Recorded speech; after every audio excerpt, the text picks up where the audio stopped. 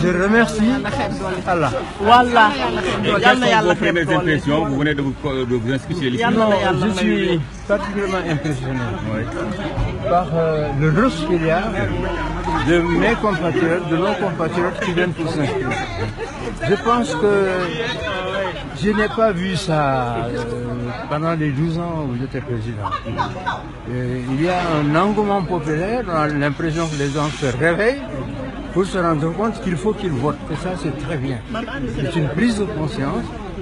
Et parmi ceux que je vois là, il y a beaucoup de jeunes.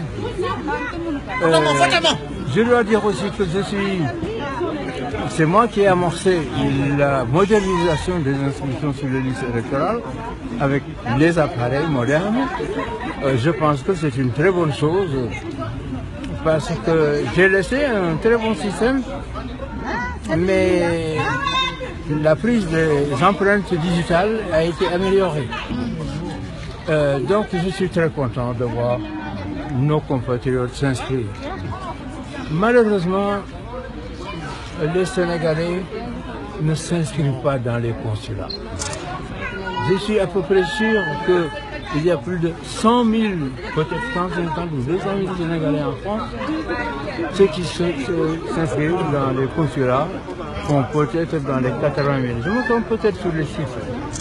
Il faut que nos compatriotes s'inscrivent dans les consulats. D'abord, c'est une garantie de sécurité pour soi-même. Et ensuite, qu'ils s'inscrivent sur les listes électorales. C'est un devoir d'aller voter.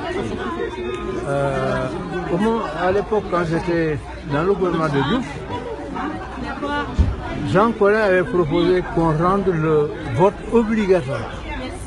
Faute de quoi, on subit une amende. Dans certains pays, c'est comme ça. Mais on a pensé que c'était trop tôt pour obliger les Sénégalais à voter. Mais en tout cas, il y a une grande amélioration, une grande prise de conscience des Sénégalais pour voter, et c'est très bien.